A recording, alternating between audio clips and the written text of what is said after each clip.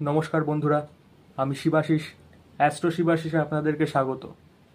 তো আজকে আমরা আলোচনা করব শুক্র গ্রহকে নিয়ে। প্রাচীন শাস্ত্র অনুযায়ী শুক্রদেবকে সর্বস্বাস্থ্য প্রবক্তা বলা হয়েছে। তো আজ আমরা শুক্রদেবের কারকতা এবং লগ্ন থেকে দ্বাদশভাবে শুক্রদেব কী ফলাফল দেয় তা নিয়ে বিস্তারিতভাবে আলোচনা করব।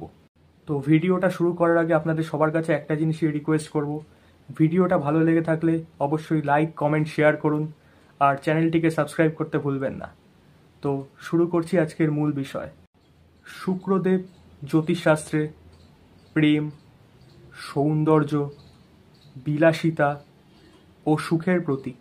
এটি ভোগবিলাস, সৃজনশীলতা এবং দাম্পত্য জীবনের মূল গ্রহ।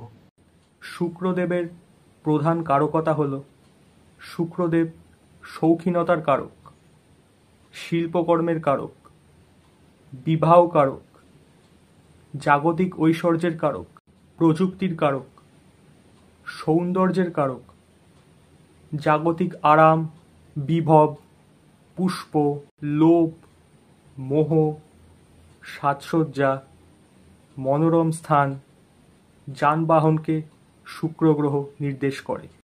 এবার আমরা আলোচনা করব লগ্ন থেকে দ্বাদশভাবে শুক্রদেব কী ফলাফল দিতে পারে। লগ্নে শুক্র, চেহারায় আকর্ষণ ও মিষ্টি ব্যবহার, প্রেমে সফল, সৌন্দর্য ও ফ্যাশন সচেতন।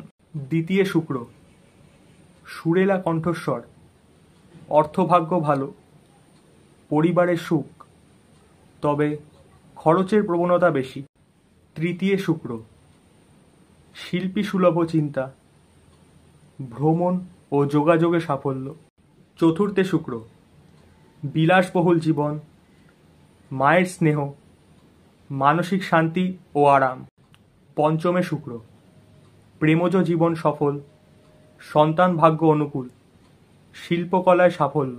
ষষ্ঠে শুক্র, শত্রুকে কূটনীতিতে পরাজিত করতে পারার ক্ষমতা, তবে স্বাস্থ্য বিষয়ে সাবধানতা অবলম্বন করা প্রয়োজন। সপ্তমে শুক্র, জীবনসঙ্গী সুন্দর, বিবাহে সুখ ও মর্যাদা লাভ, পার্টনারশিপ বিজনেসে সফলতা। অষ্টমে শুক্র, গোপন সম্পর্ক বা রহস্যময় জীবন, হঠাৎ লাভ বা হঠাৎ ক্ষতি, গুপ্তবিদ্যার প্রতি আগ্রহ। নবমে শুক্র, ভাগ্যবান, বিদেশ ভ্রমণের সুযোগ, শিল্পকলা এবং আধ্যাত্মিকতায় সাফল্য, ভালো গুরু বা শিক্ষক দ্বারা জীবনে উন্নতি। দশমে শুক্র, কর্মক্ষেত্রে জনপ্রিয়তা, শিল্প, ফ্যাশন, মিডিয়ায় সাফল্য, প্রভাবশালী মানুষের সহায়তা লাভ। একাদশে শুক্র, ইচ্ছা পূরণে সৌভাগ্য, লাভজনক সংযোগ, বন্ধুবান্ধব ভালো। দ্বাদশে শুক্র, বিদেশ ভ্রমণের যোগ, বিলাসবহুল জীবনের কারণে অনেক অর্থ ব্যয়, গোপন প্রেমের সম্ভাবনা। আমি আগেও বলেছি এবং এই ভিডিওতেও বলছি, এটা কিন্তু কালপুরুষ কুণ্ডলী অনুযায়ী একটি বেসিক প্রেডিকশন। এর মানে কিন্তু এরকম নয় যে আমি যেগুলো বলেছি সেগুলোর সাথে আপনাদের সব জিনিস মিলবে, নাও মিলতে পারে, কারণ সবার নিশ্চয়ই কালপুরুষ কুণ্ডলী অনুযায়ী জন্মছক সাজানো নয়। তাই জন্য সম্পূর্ণ জন্মকুণ্ডলী বিশ্লেষণ না করে কোনো সিদ্ধান্তে আসাটা অনুচিত।